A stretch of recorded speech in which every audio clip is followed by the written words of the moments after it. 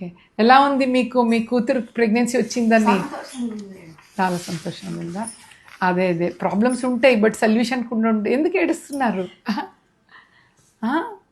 ఏం కాదు, మంచిది కదా, ప్రెగ్నెన్సీ వచ్చింది, హార్ట్ బీట్ కూడా వచ్చింది. ఆ? సంతోషం. సి పేషెంట్స్కి ప్రెగ్నెన్సీ అంటే ఎంత ఎమోషనల్ జర్నీ.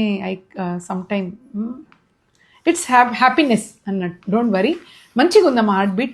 సో బేసికలీ కపుల్స్కి న్యాచురల్ ప్రెగ్నెన్సీకి as a doctor we try, but తనకి ఏంటంటే ట్యూబ్ టెస్ట్లో స్లోగా ఉంది స్పిల్లేజ్, మనకు తెలుస్తుంది ఎస్ఐఎస్ చేసేటప్పుడు చాలా మెల్లగా వెళ్తుంది. సో వీ అండర్స్టూడ్ ట్యూబ్లో ప్రాబ్లమ్. యాక్చువల్లీ వాళ్ళు ఐయుఐ ఫెయిల్తో వచ్చారు, మళ్ళీ ఐయుఐఏ చేస్తూ ఉంటే ఫెయిల్ అవుతుంది. ఎందుకంటే ట్యూబ్స్ అంటే ఏంటి, బేసికలీ ఎగ్ ఇక్కడి నుంచి ఎగ్ బ్యాగ్ నుంచి వెళ్తుంది, స్పర్మ్ ఇలా వెళ్ళి బేబీ ఫామ్ అయ్యే ట్యూబ్. ఇది ఓపెన్ ఉంటేనే ప్రెగ్నెన్సీ. 1 ట్యూబ్ ఓపెన్ ఉంటే కూడా న్యాచురల్గా అయ్యే ఛాన్స్ ఉంటుంది. ఈవెన్ 2 ట్యూబ్లో కూడా స్పిల్లేజ్ తక్కువ ఉండి ఐయుఐ ఫెయిల్ అవుతే ఐవీఎఫ్ మీరు మంచిదే, తొందరగా చేసుకున్నారు.